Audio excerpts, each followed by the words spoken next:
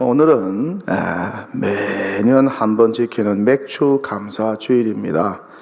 사실 이 절기는 구약의 맥주절을 근간으로 해서 만들어진 감사 주일입니다. 그런데 현대를 살아가는 우리들에게는 아주 낯설고 어떻게 보면 피부로 이렇게 와닿지 않는 절기라고 할 수가 있어요. 농사와 관련된 절기이다 보니까 더욱 그런 것 같아요. 농경문화 속에서 자란 분들이야 어느 정도 이해를 할 수 있겠지만은 도시 출신 성도들은 아주 생소한 절기일 수 있습니다. 특별하게 젊은 세대들에게는 더욱 그렇습니다. 성탄절이나 추수감사절처럼 그렇게 피부에 와닿는 절기가 아니죠.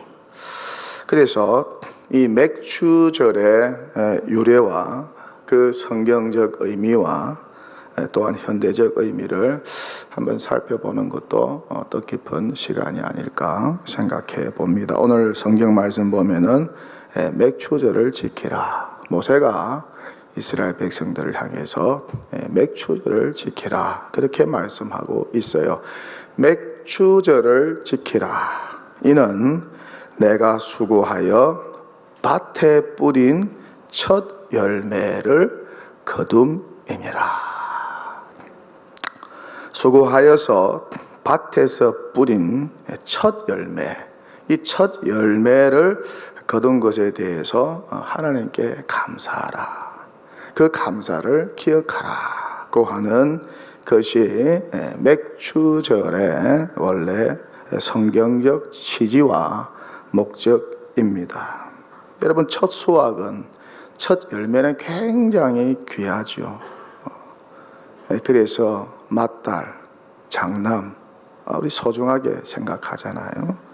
첫 월급, 처음 수확, 첫 열매, 이것은 굉장히 의미가 있고 귀한 것이죠. 앞으로의 수확을 보장하는 것이기 때문에 더욱 그렇습니다. 첫 수확이 있으면 이제부터 계속해서 둘째, 셋째 수확이 계속 이어지는 것이기 때문입니다.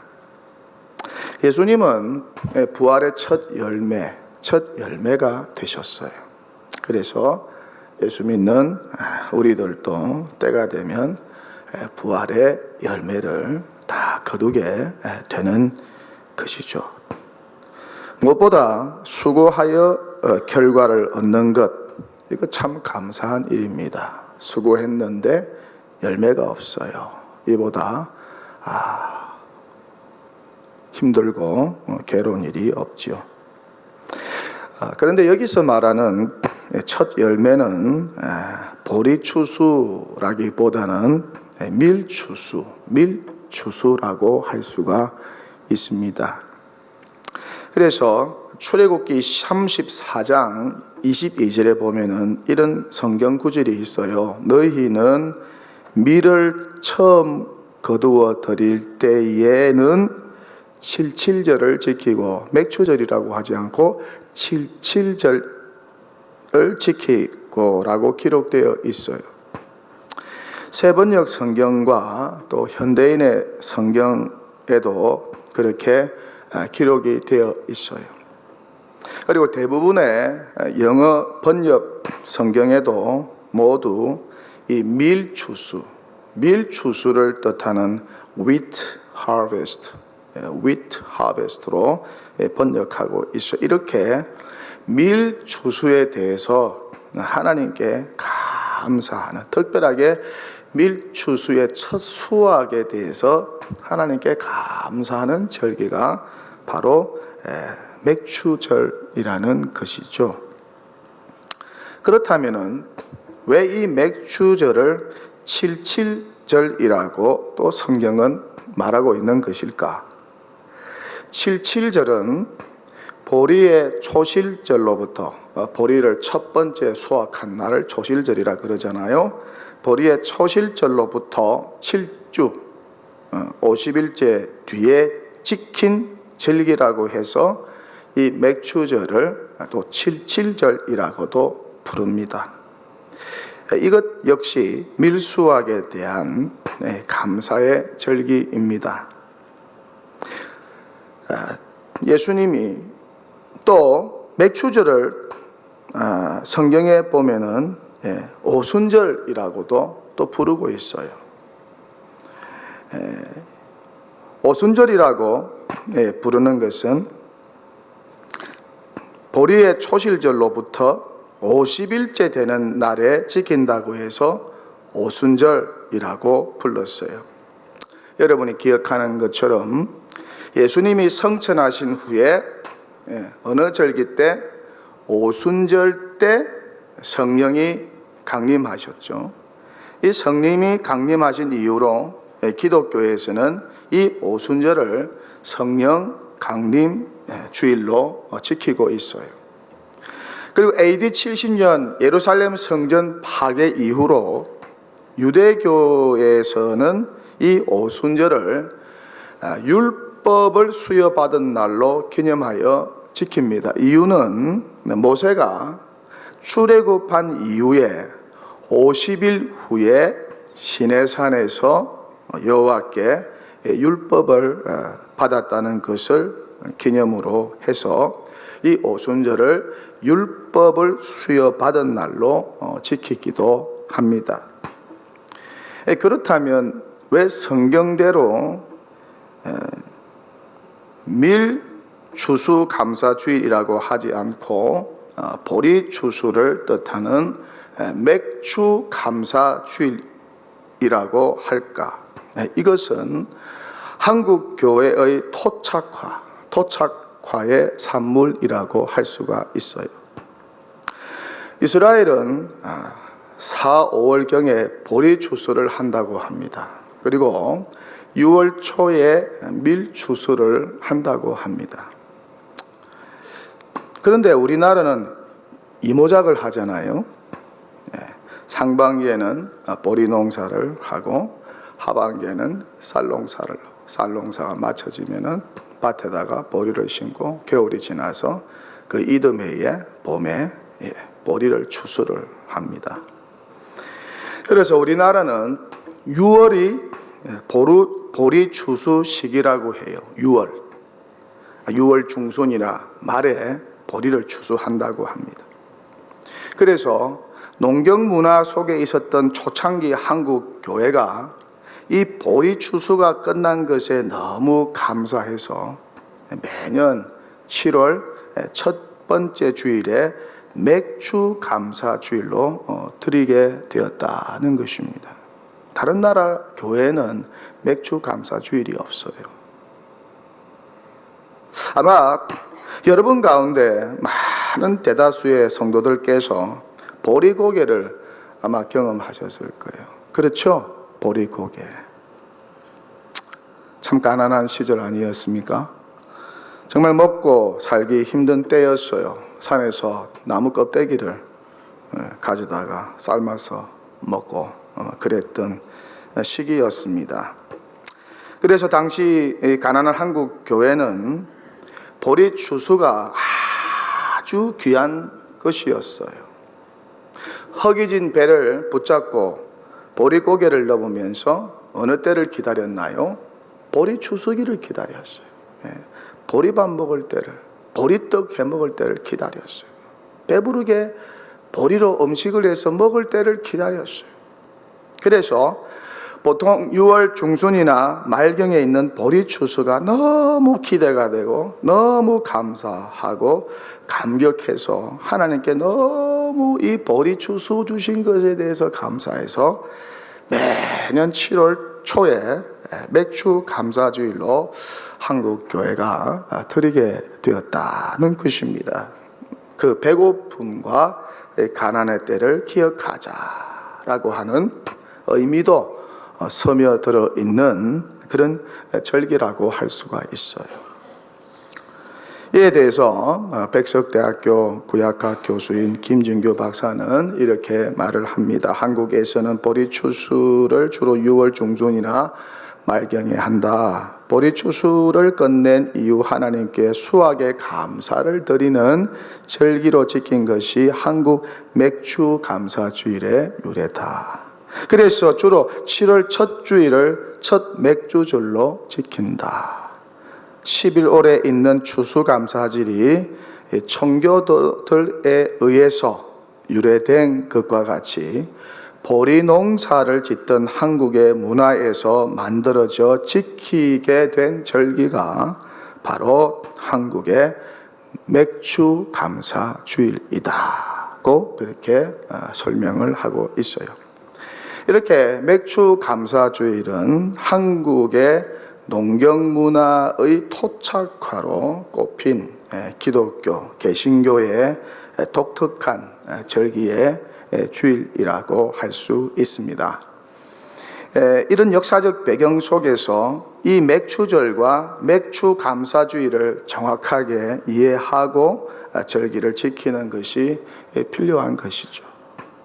이런 관점에서 해마다 7월 첫 주에 지키는 맥주 감사주일은 보리 추수를 통해 보리고개라는 이 허기와 굶주림과 가난에서 벗어나 풍요의 삶을 주신 하나님에 대하여서 감사하고 7월에 모내기를 시작하면서 역시 가을에 풍성한 결실을 추수를 기대하면서 지키는 절기가 바로 맥주 감사 주일의 현대적 적용과 의미라고 할 수가 있어요. 오늘 본문 말씀대로 출애굽한 이스라엘 백성들에게 맥주절을 지키라고 강조한 모세가 광야 생활 40년이 지난 후에 또다시 가나안 입성을 앞둔 백성들을 모압 땅에 모아놓고 가나안 땅에 입성하거든 그곳에서도 동일하게 맥주절을 지키라고 강조하고 있습니다. 신명기 16장에 그 내용이 잘 기록되어 있어요. 그런데 이 본문에서는 맥주절을 77절로 대체해서 기록되어 있어요. 내 하나님 여호와 앞에 77절을 지키되 내 하나님 여호와께서 내게 복을 주신 대로 내 힘을 헤아려 자원하는 예물을 드리고, 그래서 저와 여러분이 지금 하나님 앞에 맥주 감사 주일 감사 헌금을 드렸죠.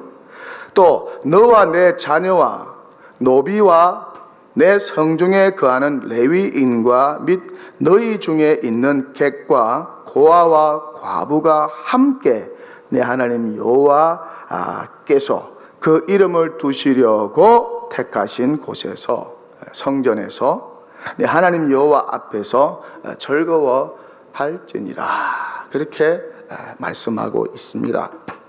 한마디로 말하면은 노비, 객, 나그네들이잖아요.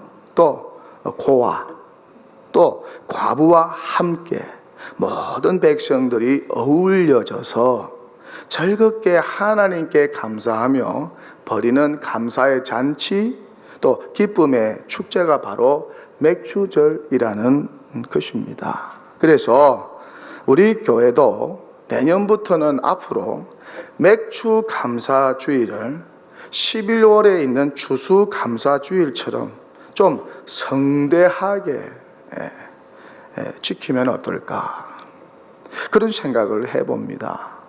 성도들과 함께 식탁을 통해 잔치를 마련할 수도 있고, 노숙인들과 같은 소외된 자, 사회적 약자들과 함께 또 식탁을 또 나눌 수도 있고, 또 맥주 감사주일 이 헌금을 이들을 위해서 사회적인 약자들, 또 객과 고아와 과부들, 그런 이들을 위해서 우리 사용할 수도 있고, 또 주일학교 학생들에게 맥주 감사주일에 대해서 정확하게 가르치면서 어떤 신앙의 퍼포먼스나 교육적인 행사도 진행할 수도 있고, 또 오후 찬양 예배 때 맥주 감사 찬양제를 기획하여 드릴 수도 있는 것이죠. 이런 다양한 맥주 감사 주일 행사를 진행할 수가 있다는 것이죠. 그런데 여태껏 이런 의미보다는 그냥 맥주 감사 주일은 감사 예물 드리는 날로 국한하여 우리가 지켜왔다는 것이죠. 기껏해야 오늘 강단에 있는 이 맥주절 꽃꽂이 정도였어요. 그러니 앞으로 여러 가지 의미 있는 이 맥주 감사 주일 행사를 통해서 맥주 감사 주일의 의미를 더 깊이 되새기고, 특별히 상반기 동안 물질의 필요를 채워주신 하나님의 은혜와 보살핌에 감사하고, 또한 하반기를 지켜주실 하나님의 보살핌과 은혜를 또 기대하면서 온 성도가 감사와 기쁨의 축제로 이 맥주 감사 주일을 준비하고 지내면 어떨까라는 목회적 생각을 해봅니다. 어쨌든 매년 7월 첫째 주일에 한국교회에서만 드려지는 맥주 감사 주일은 나름대로 참 의미가 있고 뜻깊은 역사성을 지니고 있는 절기라고 할 수가 있어요. 무엇보다 보릿고개의 그 추억을 되새기면서 그렇게 가난한 시절에 하나님이 채워주시고 부욕해 하신 하나님의 은혜와 그 세밀하심과 보살핌을 기억할 수 있는 아주 기념비적인 그런 절기라고 할 수가 있어요. 여러분, 가난의 때를 잊지 않고 기억하는 것은 참 좋은 일이죠. 여러분도 빌어먹고 살 때가 있었잖아요. 저도 기억이 나요. 어릴 적에 어머니가 육승회비가 없어서 옆집에 다른 분한테 돈 빌리러 다닐 때가 기억이 납니다. 또 하나 우리가 놓치지 말아야 할 것은 이 맥주절과 같은 의미로 사용된 오순절은 서두에서 언급한 것처럼 예루살렘 성전 파괴 이후 이스라엘이 이 포로기를 거치면서 유대인들이 여호와께 시내산에서 율법을 받은 것을 기념하는 날로 이 오순절을 계속 지켜왔다는 것입니다. 그리고 이 오순절이 신약 시대에는 성령 강림의 날이 되었다는 것이죠. 보혜사 성령께서 교회에 처음으로 강림하여서 신약의 교회 시대가 태동된 그런 뜻깊은 날이라고 우리가 기억할 필요가 있습니다. 말씀 받은 날로, 성령을 선물로 받은 날로 우리 맥주 감사주의를 기념하면서 아울러 우리가 지킨다면 참 의미가 있는 날이 될 수 있다는 것이죠. 정리하자면은 77절과 오순절은 맥주절과 같은 의미의 절기라는 것입니다. 이 맥주절을 신약시대 성도의 율법인 이 성경 말씀을 갖게 해준 날로 여기고, 또 보혜사 성령을 여호와께서 교회와 성도에게 보내준 날로, 또 한 해의 첫 열매와 수확을 얻게 된 감사와 기쁨의 절기로 우리가 지키자는 것입니다. 이것 때문에 우리는 성경이 말씀하는 대로 이 모든 것에 감사하여 자원함으로 기쁘고 즐거운 마음으로 내가 받은 신령한 축복과 또한 추수와 열매의 축복을 헤아려서 감사의 예물을 하나님께 바쳐야 한다는 것입니다. 이것이 맥주 감사 주일의 기원인 맥주절의 성경적 의미라고 할 수가 있어요. 무엇보다 1년에 한 번 지키는 이 맥주 감사 주일의 현대적 의미를 어떻게 해석하고 적용해야 할 것인가? 7월 첫째 주일을 맥주 감사 주일로 지키니까 한 해 6개월 상반기를 지켜주신 하나님의 그 보살핌과 그 은혜와 사랑, 또한 상반기 동안 달마다 매달마다 필요한 물질을 공급해 주신 하나님의 보살핌과 그 은혜와 사랑에 감사하는 마음으로 이 절기를 지켜야 한다는 것이죠. 무엇보다 이 맥주 감사주일이 시기적으로 한 해의 상반기를 끝내고 하반기를 시작하는 첫 주일이니까 남은 하반기를 하나님께서 지켜주시고 풍성한 수확으로 우리의 모든 필요를 채워주실 것을 기대하면서 미리 감사함으로 이 맥주 감사주일을 지켜야 한다는 것이죠. 그리고 역사적으로 보릿고개라는 우리 가난의 시기를 잘 통과하도록 하나님께서 지켜주시고 채워주셔서 이제는 부요한 삶을 허락하신 하나님의 그 세밀하신 공급하심에 감사하면서 우리가 이 맥주 감사주일을 의미 있게 보내야 한다는 것입니다. 무엇보다 올 상반기는 코로나19 재난으로 인해서 모두가 다 힘들었어요. 지금도 그 힘듦이 가시지 않았어요. 그러나 이 가운데서도 여호와께서 우리의 산업과 생명을 지켜주셨다는 것이죠. 모든 물질의 필요를 매달마다 채워주셨다는 것이죠. 우리의 수고와 노력이 헛되지 않도록 여호와 하나님께서 도와주셨다는 것이죠. 땀 흘린 만큼 매달의 수고와 노력에 열매 맺도록 하나님께서 도와주셨다는 것이죠. 매달마다 월급이 내 은행 구자로 꼬박꼬박 들어오도록 해주셨다는 것이죠. 그렇게 매달마다 우리의 필요를 여호와께서 채워주셨어요.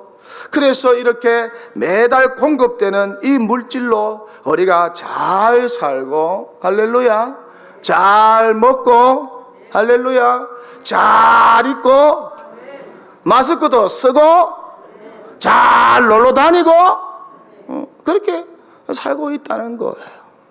얼마나 감사한 일입니까? 매달 고정 수입이 없어 보세요. 그 고정 수입이 끊겨 보세요.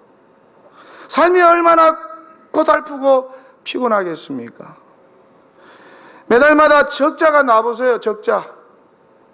여러분, 기업이 매달마다 적자가 나고 마이너스가 돼 보세요. 우리 동료 목사님들 가운데도 매달마다 그냥 교회가 적자가 나는 거예요. 그러니까 이리저리 돈 빌리러 다니는 거예요. 목사님이 장로님들하고. 얼마나 그냥 신앙생활이 고달프겠습니까, 여러분? 살맛이 안 날 것입니다. 재정적인 압박과 기근보다 우리의 삶을 힘들게 만들고 지치게 만들고 스트레스 받게 만드는 것도 없을 거예요. 그러니 매달 고정 수입이 들어온다는 것 자체가 정말 감사한 일이죠. 할렐루야. 어떻습니까? 매달 우리의 필요가 있어요. 씀씀이가 있어요. 매달 재정적인 필요가 채워져야 해요.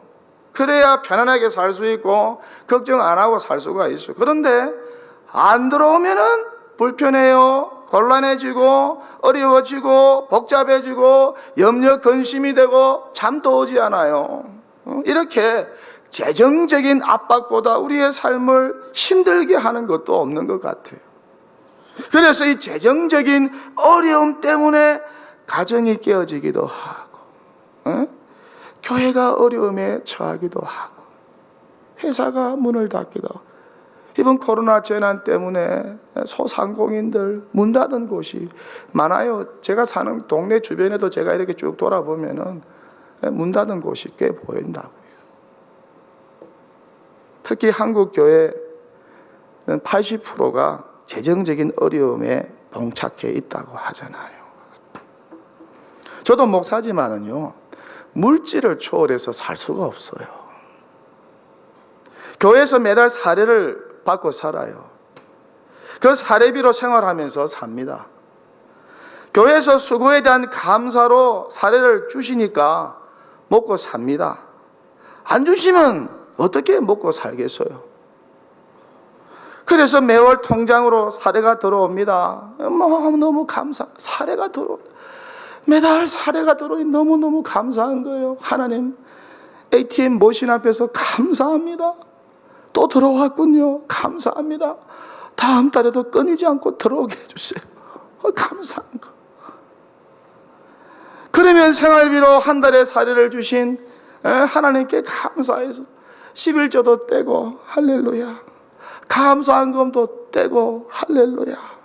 매주일 헌금도 떼고 할렐루야. 성교 헌금도 떼고 할렐루야. 구제 헌금도 떼고 할렐루야. 이렇게 떼는 게 너무 재미있어요. 잘 떼면 하나님께서 더 붙여주시는 줄 믿습니다. 이걸 몰라가지고 못 떼는 분이 있어. 왜 11조를 떼? 왜 감사헌금을 떼? 왜 구조헌금, 성교헌금을 왜 떼? 떼지 말고 그냥 가지고 있다가 그냥 잘 떼시는 여러분 되시기를 축원합니다. 떼서 가난한 사람도 도와주고 어려운 자녀들도 도와주고 어려운 친구도 도와주고 잘 떼면은 하나님께서 여러분 부자로 만들어 주시는 줄 믿습니다. 가지고 갈 겁니까 여러분? 떼는 연습을 많이 해야 돼. 이 세상 살아갈 때에.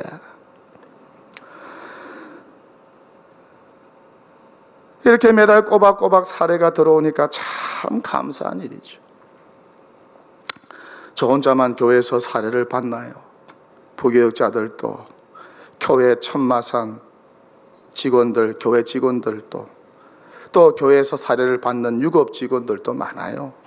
찬양대 안에도 있고 봉사자들 가운데도 있어요. 또한 5분의 전임 선교사들 가정을 우리가 또 책임지고 도와줘야 되고, 또 여러 해외 국내 선교사들, 국내 농어촌 목회자들, 또 우리 군 선교사들, 또 각종 선교기관들이 많습니다. 모든 분들에게 사례와 생활비와 선교비가 지급이 됩니다. 또 교회 규모가 크니까 여기저기서 도와달라고 하는 요청도 많아요. 매년마다 또 노회와 총회 내는 헌금도 꽤 됩니다. 구제와 장학 사업도 해야지요. 건물 유지와 보수도 해야지요. 그런데 하나님의 은혜로 우리 동도교회가 67년 동안 재정적으로 큰 어려움 없이 그 많은 재정을 하나님께서 허락해 주셨다는 것입니다. 할렐루야. 사실에 가난한 때도 있었어요. 교회 역사 속에 보면 동도교회뿐만 아니라 한국교회가 예전에 보릿고개 넘을 때 아주 가난할 때가 있었어요. 성미를 먹고 교역자들이 사는 때도 있었다니까요. 헌금 낼 게 없으니까 여러분 쌀 가지고 와가지고 헌금 내고 그랬잖아요. 예? 교회 돈이 없으니까 장로님들이 또 집사님들이 권사님들이 자기 집문서 은행에다 집어넣어놓고 그 돈 받아와가지고 교회 살림살이 할 때가 엊그제입니다. 그런 때가 있었어요. 그럼에도 불구하고 하나님께서 이 동도교회를 61년 동안 재정적으로 채워주시고 부유한 교회 만들어주신 것은 전적인 하나님의 은혜인 줄 믿습니다. 특별히 이번 코로나19 재난으로 재정적으로 얼마나 힘들고 압박이 왔는지 몰라요. 재정위원장님께서 주일마다 와서 목사님 이거 어떻게 합니까? 힘듭니다. 50%밖에 안 왔는데 어떻게 합니까? 어떻게 해요? 기도해야지요. 어떻게 해요? 하나님께 기도해야죠. 기도해 보세요. 재정위원들 또 개수위원들하고 기도하세요. 저도 기도할 테니까 하나님께서 안 채워주시겠어요. 그렇게 기도를 열심히 했어요. 우리 교회가 아끼고 또 아껴서 또 하나님께서 신비롭게 까마귀를 통해서 채워주시고 또 기름병에 기름이 떨어지지 않게 역사하셔서 재정이 진행되고 있다는 것입니다. 할렐루야. 다 기도하니까 하나님이 이래저래 채워주시고 있는 줄 믿습니다. 이것이 또 얼마나 감사한 일인지 몰라요. 천마산 기도원은 코로나19 때문에 운영을 하지 못해서 그래도 어느 정도 1년에 수입이 있다고요. 그런데 제로. 그런데도 교회 재정이 필요한 만큼 채워져서 운영되고 있다는 것이 기적입니다. 하나님이 지은 교회도 매달 교회 운영을 위한 재정이 필요합니다. 매달의 추수와 곡식이 필요합니다. 아니 매주마다 매일 재정이 필요해. 이렇게 하나님께서 재정을 허락하셔야 교회가 운영이 됩니다. 그런데 너무 감사한 것은 하나님께서 신실하고 충성스럽고 헌신된 성도님들을 통해서 여호와의 여러분들의 손길을 통해서 헌금하게 하심으로 교회 재정이 매주일마다 정말 기적적으로 채워지고 있다는 사실입니다. 할렐루야. 여러분이 재정이 하늘에서 만나와 매출하기처럼 떨어집니까? 그런 거 봤어요? 나는 한 번도 못 봤어요. 돈이 하늘에서 떨어지는 건 내가 본 적이 없어요. 다 여러분의 헌금을 통해서 교회 재정이 채워지고 있잖아요. 얼마나 감사한지 몰라요. 무엇보다 우리 재정부에서 섬기는 재직들께서 얼마나 꼼꼼하게 재정의 일을 잘 섬기는지 몰라요. 만약에 재정이 한 주간이 비고 한 달이 비어보세요. 또 매주 재정적으로 교회가 큰 어려움을 당하고 돌아가지 못한다고 생각해 보세요. 허구한 날 은행에 가서 돈 빌려서 교회를 운영한다고 생각해 보세요. 얼마나 힘들겠어요. 빛으로 교회를 운영하고 한다고 생각해 보세요. 이 얼마나 웃기는 일이고 얼마나 아이러니이겠습니까? 만물의 주인 되신 하나님의 집인 교회가 비추고 운영된다면 이 얼마나 세상이 웃는 일이겠습니까? 하나님의 영광 가리는 일이죠. 그러니까 교회는 절대 세상 따라서 욕심 부려서도 안 되고, 교회는 절대 세상 따라서 삐까뻔쩍해지려고 사치해서도 안 되고 허영심 부려서도 안 되는 거예요. 근데 사실 재정적인 큰 어려움을 당하는 교회들도 많아요. 부도난 교회들도 있어요. 은행에 큰 채무를 지고 헌금은 전부 다 그냥 이자로 들어가는 교회들도 있어요. 이게 얼마나 참 가슴 아픈 일입니까? 특히 이번 코로나19 재난으로 인해서 재정적 어려움을 당하는 교회가 너무 많고 앞으로 많아질 것이라는 것입니다. 큰 교회는 큰 교회대로, 작은 교회는 작은 교회대로 다들 아우성이에요. 그런데 우리 교회는 부도도 나지 않고 빚도 없고 그 많은 필요한 재정이 다달이 채워지고 있다는 것입니다. 이것이 기적이고 막 감사한 거예요. 다 여러분의 수고와 헌신과 땀과 교회 사랑 덕분인 줄 믿습니다. 참 여러분들은요 귀한 보배와 같은 분들이 있어요. 이렇게 여러분들이 헌금하신 귀한 물질로 교회가 운영되고 있어요. 특별하게 이 시간을 빌어서 교회 대표로서 교회를 향한 물질적 섬김과 헌신에 깊은 감사를 전하고 싶어요. 어느 은퇴 장로님은 미국에 있는 따님과 사위가 1년 동안 11조를 꼬박 모아가지고 동도교회로 헌금해야 된다고 하면서 붙여왔다는 거예요. 그래서 그 많은 그 1년 동안 모은 11조를 동도교회에다가 바쳤어요. 또 어느 부부는 1년간 해외여행 가려고 적금 모아둔 것을 코로나19로 교회 재정이 어렵다는 소식을 듣고 그 적금을 깨어서 교회에다가 바쳤어요. 얼마나 고맙고 귀한 일인지 몰라요. 하나님이 얼마나 기뻐하시겠어요. 또 집이 멀어서 교회는 출석하지 못하지만은 한 해 동안 11조를 꼬박꼬박 모아서 매년마다 저한테 가지고 오는 그런 교우들도 있어요. 참 눈물 나게 감사하더라고요.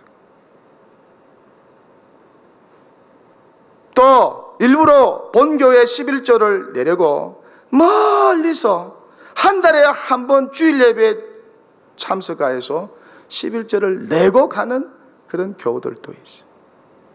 얼마나 귀하고 감사한지 정말 물질이 있는 곳에 마음도 따라가는 것이죠. 예수님 사랑과 교회 사랑이 얼마나 컸으면은 이렇게 감동적인 헌금 생활을 하실까. 어느 은퇴 장로님과 권사님은 해마다 어렵게 번 그 물질을 교회를 위하여 얼마나 정성껏 많이 그렇게 많이 바치는지 몰라요. 특별히 이번 상반기 코로나19 재난 때 교회가 재정적으로 어려움에 처해 있을 때 생각지도 않게 특별 헌금에 동참해 주신 교우들이 계세요. 특별 헌금 하라고 광고도 하지 않았다니까요. 그냥 차원에서 하시는 거예요. 성령께서 역사하셔서 마음을 감동케 하셔서. 다시 한번 깊은 감사를 전하고 싶어요. 여러분들이 올해 교회 재정 살렸어요. 할렐루야. 정말 하나님께서 좋은 것으로 채워주시기를 원해요. 정말 후이되어 누르고 흔들어 넘치도록 하여서 너희에게 안겨주리라 말씀하신 예수님의 말씀대로 가정과 산업 가운데 그대로 이루어지기를 원해요. 이렇게 교회를 사랑하는 여러 성도님들의 정성어린 헌금을 통해서 교회가 코로나19 재난 중에도 평안하여 든든하게 세워져가는 기적을 체험하고 있다는 사실, 이를 통하여 하나님께 영광과 감사, 여러분에게 감사를 드립니다. 성경은 말씀합니다. 적게 심은 자는 적게 거두고 많이 심은 자는 많이 거둔다. 각각 그 마음에 정한 대로 할 것이요 인색함이나 억지로 하지 말지니 하나님은 즐겨내는 자를 사랑하시느니라. 하나님이 능히 모든 은혜를 너희에게 넘치게 하시나니 이는 너희로 모든 일에 항상 모든 것이 넉넉하여 모든 착한 일을 넘치게 하게 하려 하십니다. 너희의 후한 연보로 말미암아 하나님께 영광 돌리라. 코로나19 재난 가운데 후한 헌금을 드린 우리 교우들 때문에 하나님께서 이미 영광 받으신 줄 믿습니다. 몇 해 전에 어느 여자 성도님이 우리 교회에 등록하셨어요. 지금도 잘 다니고 계세요. 다른 교회에 출석한 분이신데 이사를 와서 본교회 등록을 하셨어요. 제가 등록한 주일에 새가족 부실에 내려가서요 5주 새가족 과정을 다 마쳤고 이제 등록하신다고 해서 인사차 내려갔습니다. 그런데 이분이 저에게 하시는 말씀이, 목사님, 제가 바빠서 일을 하기 때문에 바빠서 봉사는 못해도 매월 11조로 물질 봉사는 하겠습니다. 그래요. 그 말 듣고 한 귀로 듣고 흘렸어요. 그런데 재정위원장 장로님이 매주 이렇게 헌금 보고를 하시는데 가만히 보니까 이 성도님의 이름이 계속해서 기록되어 있는 거예요. 11조. 꽤 액수가 많아요. 너무 믿음이 귀하고 감사해서 지역교육자하고 신방 가서 참 감사하다고, 너무너무 감사하다, 그렇게 격려하고 감사를 전한 적이 있습니다. 교회 평생 다녀도 11조 헌금 하지 못하는 분들도 꽤 많잖아요. 하나님의 은혜가 임하니까 모든 교회가 주님의 교회다고 생각해서 금방 등록했는데도 11조 생활을 계속해서 잘하고 계시더라고요. 무엇보다 감사한 것은 평생 동도 교회에서 온전한 11조 생활로 하나님께 영광 돌리고 교회 재정적인 일에 힘을 실어주신 모든 재직들에게 우리 이 시간을 빌어서 깊은 감사를 전하고 싶어요. 여러분이 세상에서 흘리신 땀과 눈물과 노력의 결정체가 바로 온전한 11조 아니겠습니까? 십자가 지고 번 돈이에요. 여러분 세상 나가서 돈 버는 거 그게 쉽습니까? 얼마나 어려운데요. 욕 들어가면서 고생하면서 잠 못 자면서 번 게 여러분 돈 아닙니까?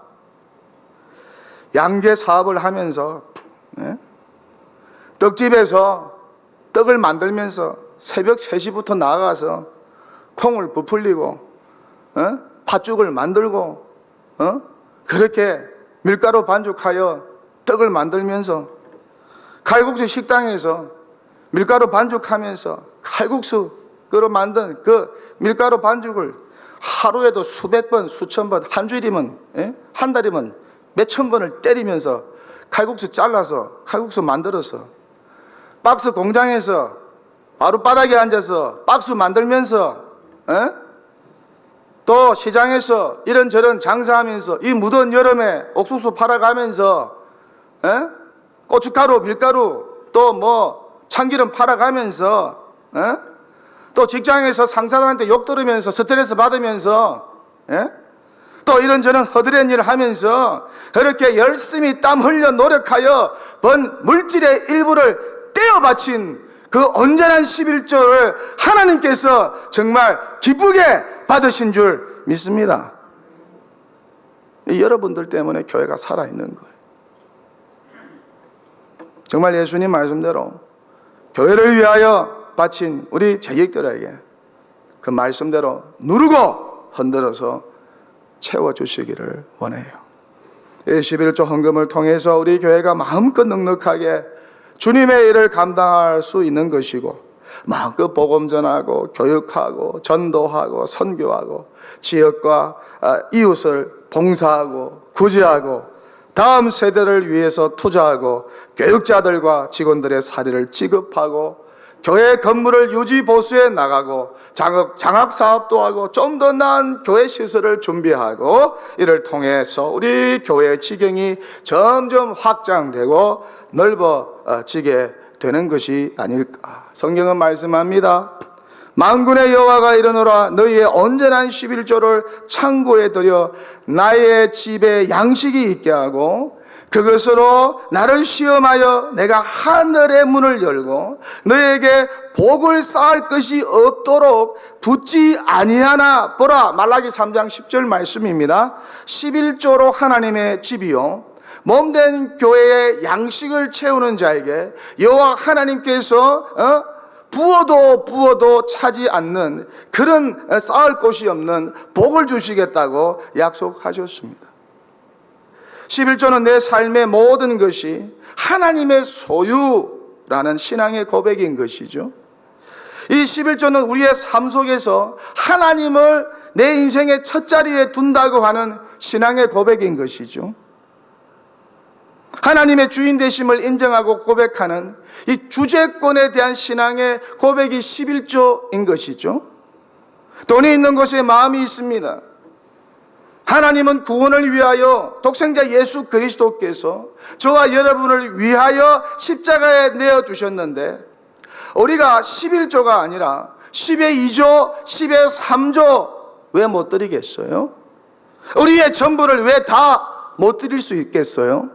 앞으로 이 11조 운동과 감사헌금 운동에 온 교우들이 동참하여 교회 창고에 양식이 가득 채워지기를 바라고, 절기 때마다 하나님 은혜와 사랑에 감사하여 정말 최선을 다하여 하나님께 예물을 준비하여 바칠 때에 하나님께서 그 예물을 기뻐 받으시고 교회뿐만 아니라 여러분의 기업과 여러분의 가정에 쌓아도 없어지지 않는 재물의 복을 하나님께서 허락해 주실 줄 믿습니다.